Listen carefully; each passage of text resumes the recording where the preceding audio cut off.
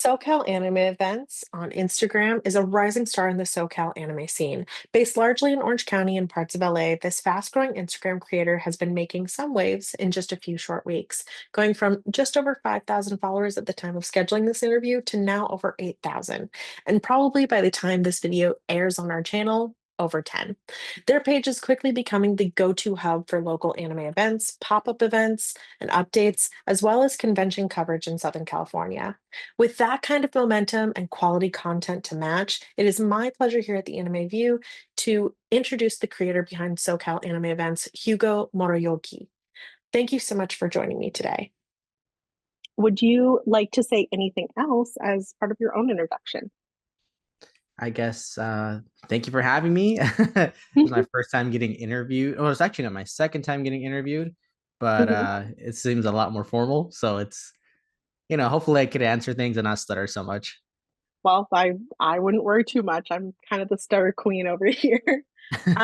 What inspired you really to create social anime events? How did it start? That was my first question, and I've just been very interested in your page ever since I came across it a few weeks ago. So the way it got started is that before I got into more into camera work and do more like video work, I used to do barbering. And when I used to do barbering, I had a lot of clients who liked anime. And we would like talk about anime, and then I would tell them, hey, like I'm gonna go to an anime event later. Uh, are you gonna be attending it since it's so close? And I was shocked I was super shocked because almost every single client that I had, they didn't even know that anime events were a thing. They didn't even know it exists. I'm like, well, don't you guys know about Anime Expo? They're like, what is that? So I was like completely shocked. I'm like, you know, these are big things like that are super common to me. Like I go to conventions and you talk to most people, they'll know what Anime Expo is, they'll know what Anime Impulse is. So it just made me realize like, yeah, there's people who know about anime conventions, but there's also a lot of people who don't know. There's like an untapped market of people who just have no idea these things exist. So what I started doing was like on my I made a little page just for like my clients at first. And I was like, I'm gonna make a page for people, and then people could kind of just look at it if they want to, just check out anime events coming up.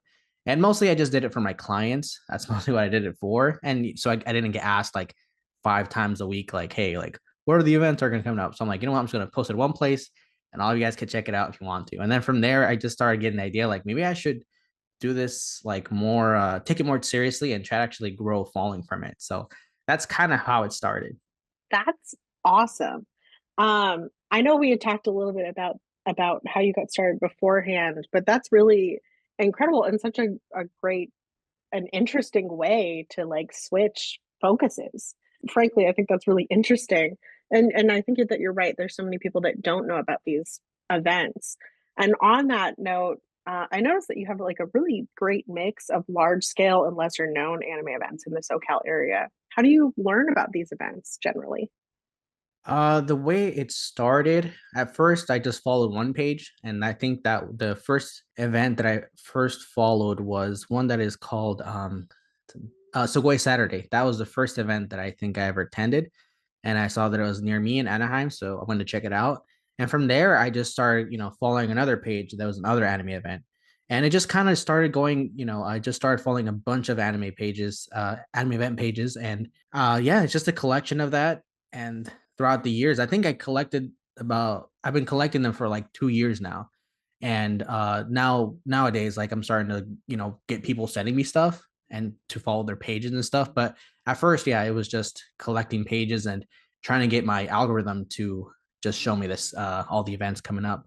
That's really interesting. I think that's kind of an understated element is kind of training an algorithm to service you for what you're interested in. And that's really cool. How do you decide what essentially gets featured then if people are doing outreach and stuff like that, how do you decide really what gets featured on your Instagram, maybe what's too small or what's too big, things like that? Now this is something that I've been encountering lately. It's been getting trickier to know what to post. And the reason is because the main focus of my page is just I just want to promote anime events. There's also I don't mind promoting also like gotcha games or anything that comes from like Japan or China. or Korea, like events like that are more anime themed or look anime. So I've been getting people asking me to promote their events, and my only requirement for any page is just that they have to at least have 80% anime related stuff. So it could be anything anime, it just has to be anime focused. But lately, like there are some events that I do promote that are not always like, 80% anime. And it's just difficult to try to like keep the it's just difficult to like know what events are going to be really good. that's I think that's the trickiest thing that I've been encountering lately, and I've had to Hmm. say no to some people, and it sometimes it creates a certain. I've noticed it creates a certain not tension, but it leaves a little bad aftertaste if I have to tell people no about a certain Hmm. event and I have to explain to them why. And the whole reason is because I just want to keep this page very anime focused. Because there's I think there's other pages that'll do a better job at Hmm. building their own community than me trying to build it and just confuse my own community. I think that makes sense because you're building a community through your followers. And you're building up the anime community in the SoCal area, which I think is honestly, it's what inspired me to want to reach out to you for this interview. But that's really interesting also because there are a lot of events that mix things, like Anime Impulse, for example. I think you went to that recently, where they have also the K-pop and the sneaker expo. I think that it's quite interesting seeing what you're doing and also like having to have that focus and maintain that focus for your followers and for your content. I think it's a struggle that many people, especially in the content creation sphere, can understand and can view. With that, I actually have some managing questions as a jumping off point of that. What advice would you give to somebody or someone who wants to do what you do? If I were to give advice to anybody who wants to start this in their own community, or just in my own community too, I would say is that only take on this task is if you really care about anime and wanting to unite the community. Because one of the things that also got me started into it was like I wanted to have more anime friends because my friends right now they don't really care for anime. So I was like, I got to find some peeps who also like anime. So one of the things that I was like, you know what, like, what if I create a community of people and maybe I'll make friends there too?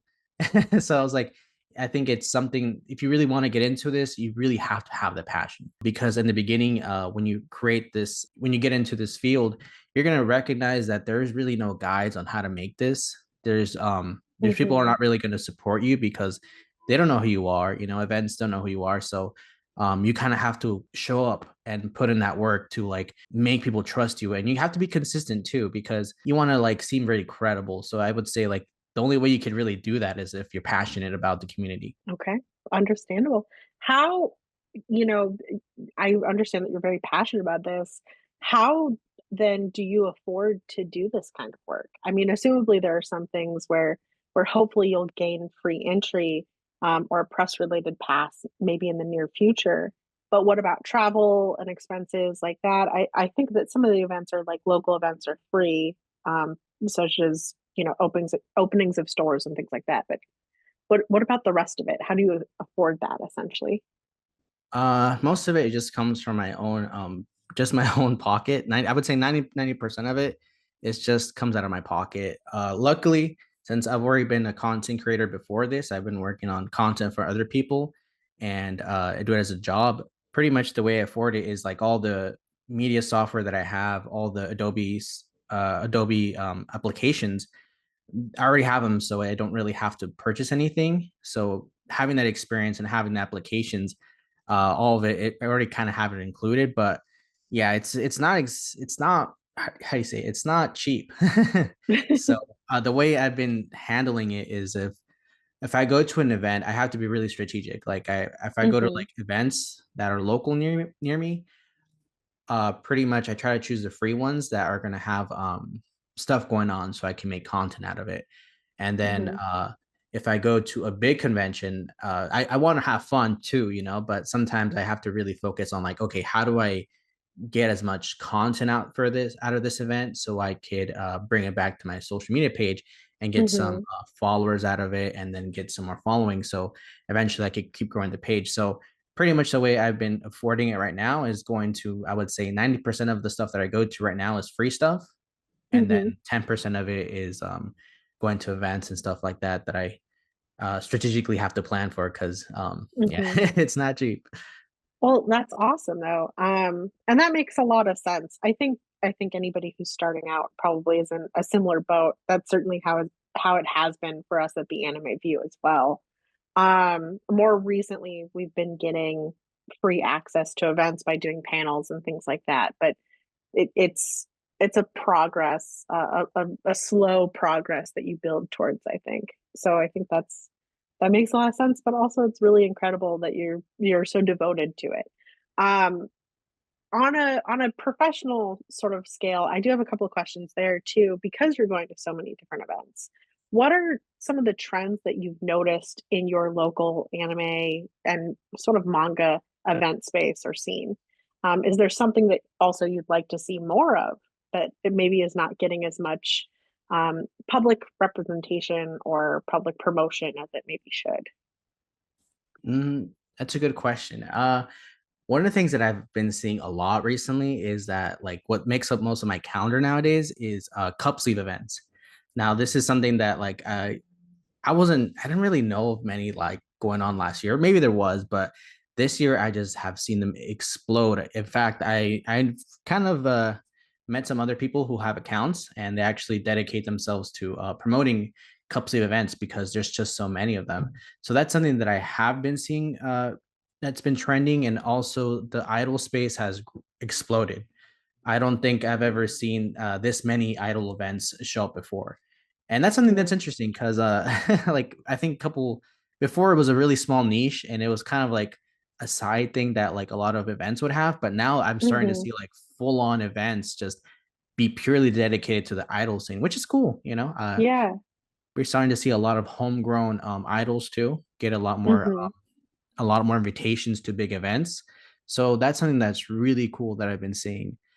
As Mhm. for what I've been something that I would like to see in in the community, I think Mhm. something that's still lacking, and I think it's gonna be something that it's gonna have to improve, or it's gonna I wouldn't say it Mhm. doesn't have to improve, it doesn't have to improve, but something that I've noticed that we this community really needs is events to be more interactive. And Mhm. what I mean by that is that we need to start getting events that get people moving, you know, maybe not like working out or anything, Mhm. but if that was something that'd be really cool. But you know, get people moving around, doing things around events, more than Mhm. just purchasing things too. And I think also having more social aspects and I guess integrate some form of social activities too to get the people Mhm. to talk and stuff like that. Because I notice some people are more introverted, but once you talk to them, they're really outgoing. So I think that's something that the community needs to do a little bit more of, more than just Mhm. focusing on maybe putting on shows and being more of like a passive consumer, I would say. I actually now have two follow-up questions just on that because I think what you said is really interesting. On the interactive element, I too have noticed at many events a lot of the interactive elements have disappeared. Like for example, it used to be when you go to Anime Expo, sometimes some of the freebies that you would get, you would have to, go around finding different cosplayers for Crunchyroll and answer questions about Naruto to get a poster at the end, or get a stamp rally or something like that. But you're right. Now it's like an artist alley. A lot of it more is like purchase something from the table, or give some other service to gain the stamp to eventually move towards the item that you're hoping to get. I think that's really interesting that you made a note of that, and I think that you're so right. My question is, did you notice a drop in that recently, or did you notice it really as a sort of an aftermath of COVID? That would be a question that I'd be interested in hearing if you've noticed that trend sort of as a response maybe to the COVID pandemic. I barely got into anime events after COVID, so I'm not too sure what events were like before. Oh, okay. So I can't 100% say that it's because of COVID. Mhm. One thing that I have noticed, I think it's something that I've noticed since I got into it, but I have seen Mhm. a decrease of things that you can do. So when I first started going to Mhm. events after COVID, there was a lot of gaming tournaments, and that was something that was really neat because I like to play Smash Bros. So I was like, okay, well, at least at every event, I'll have something to do in terms of like if Hmm. it's getting kind of slow, join a Smash Bros tournament or whatnot. But now there's people aren't really doing it at all, and I'm assuming it's because maybe sometimes they have low attendance. People don't want to join a Smash tournament, so why are you going to have a gaming tournament if no one's going to show up? But Hmm. one thing that I have noticed right now is that a lot of events they're starting to do more interactive things, but there's a paywall behind it. So if they invite a VTuber from overseas or really popular VTuber, like that's something that's interactive that you can do it nowadays. But Hmm. you have to purchase a ticket to enter that stuff, and it's also like a form of gotcha because you don't You don't know what level you're gonna gain access to. yeah you don't what's the word, you don't like you could sign up to get a ticket, but it doesn't mean you're going to get the ticket. So Hmm. it's like a lottery system that I noticed they had. Okay. I have not noticed it because I don't participate too much in those. I do a lot of stamp rallies though. Um, that is really interesting. The other question is this is just more of like a subjective thing, which is could you explain for our audience who may not be familiar with what a cup sleeve event is? So a cup sleeve event would be from what because I haven't attended many, but from what I've attended, the few that I have, Hmm. it's usually an event that's held like at a boba shop or not a boba shop. What do they call it? A tea shop. Hmm. And there you can meet people of the same community. So usually if you go to like a cup sleeve event, usually most of the time they dedicate themselves to one character or one series and just show appreciation that day for that franchise. So Hmm. I've been seeing a lot of people like use it to bring people from a very niche community together. So, because if you go Hmm. to like big events, like big cons, and they throw like what do you call it, like a cosplay meetup, usually most of the time you're never going to see a niche group. Most of the time you're going to Hmm. see really popular series, Dragon Ball Z, what do you call it, fairy tale stuff like that. But what's really Hmm. cool about cup sleeve events is that you could go to a small venue and meet people that like the same niche series as you do. And what's really cool for the organizers too, and this is what I'm assuming, I'm not really sure, but I presume Hmm. that when they go and propose these ideas to tea shops, it's a low risk for everybody because they get a little space to promote their event. I don't know if they get charged, but maybe they get like a little small fee. And then the tea shop also gets a great benefit because they get customers in that day that they wouldn't have before. So it brings a lot of life to each other. So it's a really nice ecosystem that they've set up now. I think that's awesome. And thank you so much for explaining that to our audience. I think that is great as a lead up to the next question that I have, which is how do you think the anime event scene in SoCal will evolve within the next 5 years? I think, as an example, like the idol events, the cup sleeve events, those things are a little bit more newer to what has been the norm for some of these anime events in local areas. A lot of them were like conventions and conferences, and we're switching more to smaller niche spaces becoming more mainstream in the sense of having these smaller events. So, how do you think that this event scene will continue to evolve in those next few years? It's going to be hard to say only because of the economy. I think the economy is going to be something that is going to dictate everything. It's either going to make or break the community, and that's something that Hmm. is things are really uncertain right now with that. Just seeing how things are going. But if all goes well and the economy doesn't, tank, I think what we could expect to see is we're going to see a lot of more new things in the market. Things that we probably are really popular in Japan, they're Hmm. going to come overseas. So maybe we might start to see a lot more particular brand, but it's called I think it's called Heaven Gaming, Gamers Haven. Oh, Gamers Haven. Okay. Really neat thing. I really support this guy's work because I really hope this come to it's already in California, I think, but I Hmm. want it to come closer to me so I have a place to hang out. I know there's lots of little characters that keep popping up, and I'm like, oh, this is awesome. Yeah. Um, and they're sort of like Sanrio characters with like they don't have, but not exactly because they don't have any like animation attachment. They're just cute little avatar characters.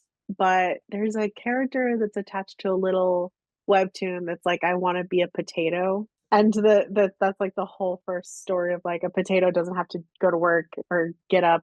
A potato can just lay there. And I was like, that's really cute.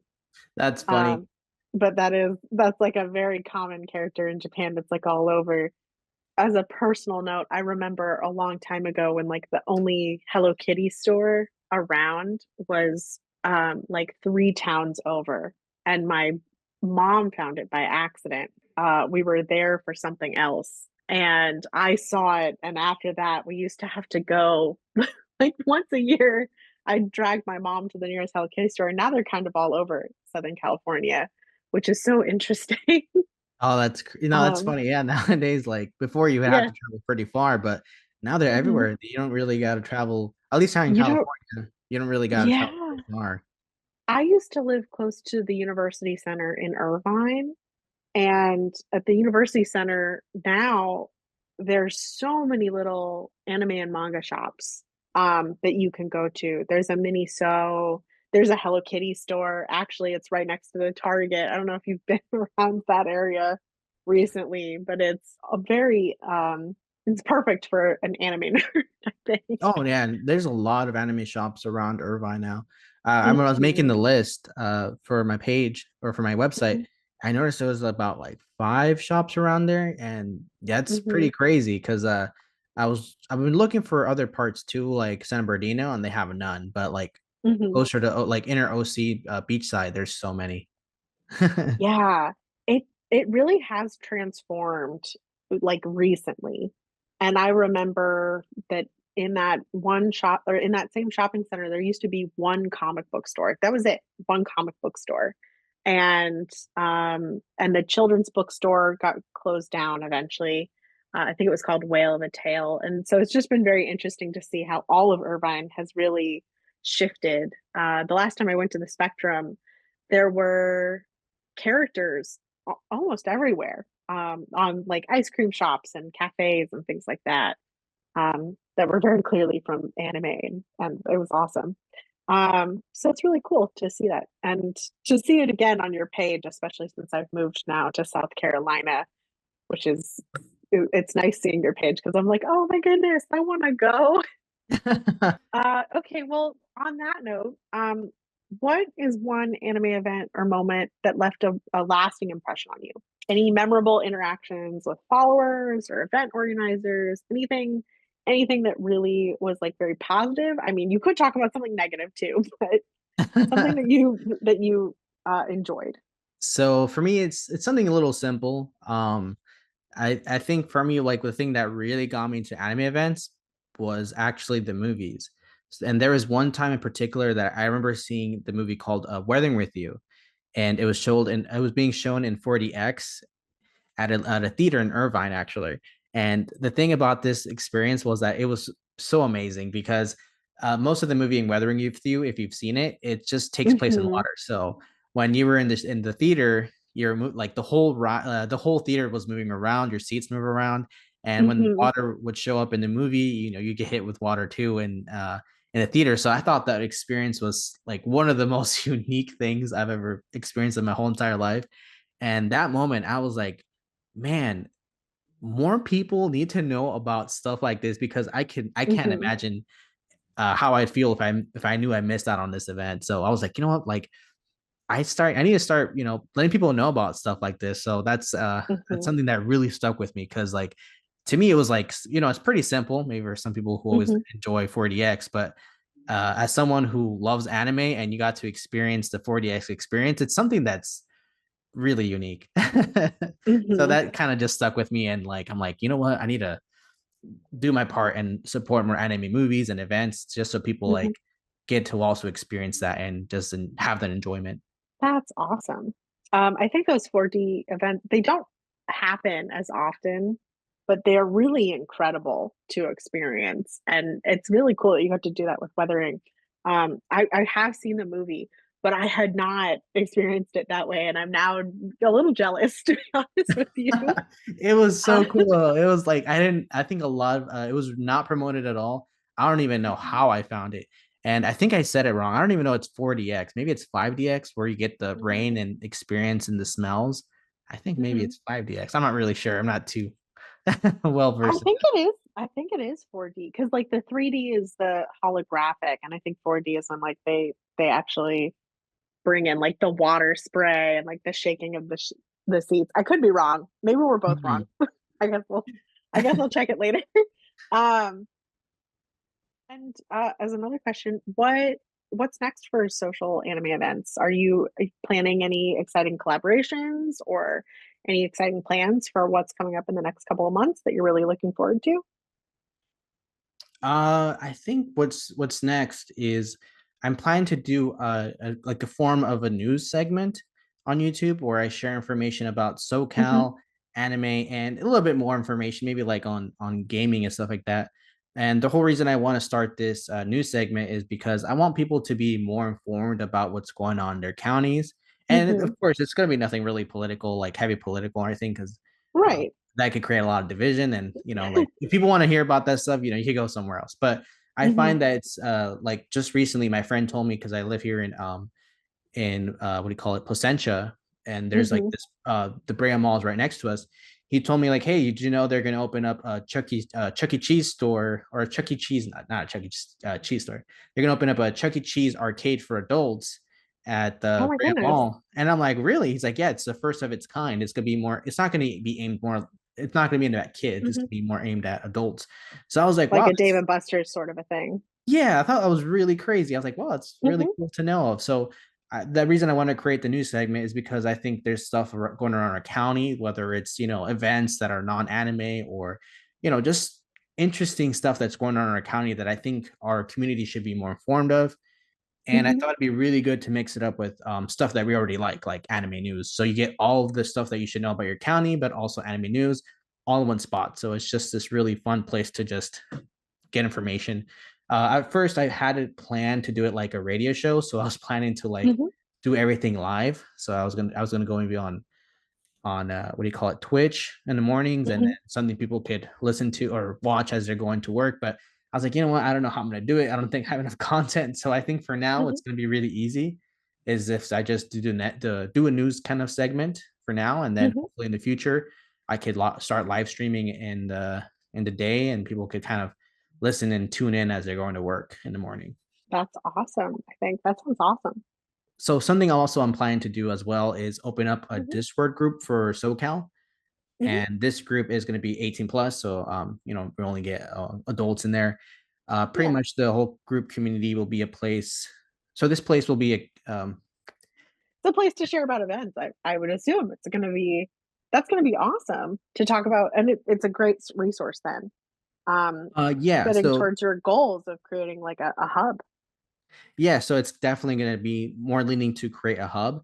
So the page Hmm. is going to be more about people to find a community for themselves.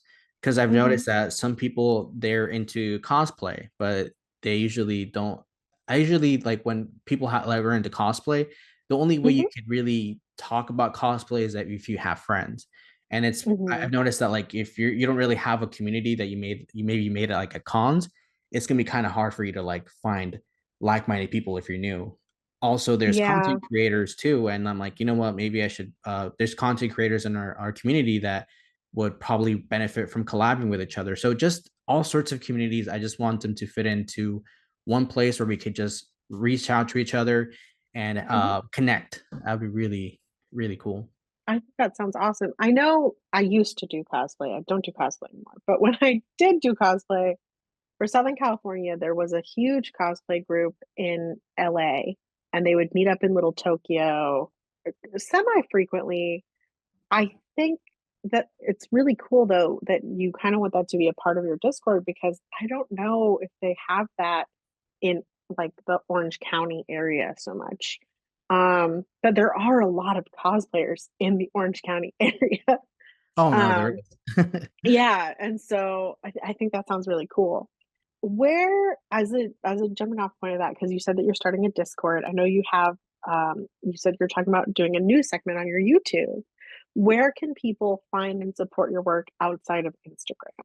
So as of right now, I haven't really figured out how I'm gonna call the YouTube channel. I'm Hmm. barely gonna actually work on the video right now.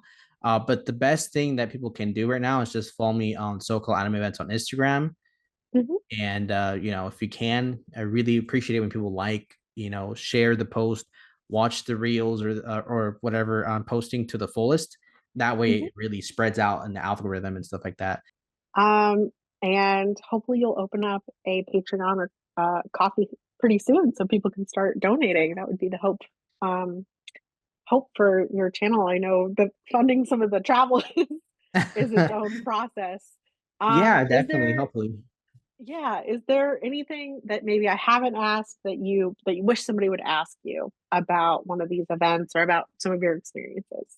I can't really say anything right now about it in terms of it. Oh, okay. But Okay. I can't really, yeah, I really don't know. Yeah, Well, I that's don't fair. know. That's fair. Well, I'm glad that we covered quite a bit. Thank you so much for joining me today. Thank you for having Okay. me. Yeah.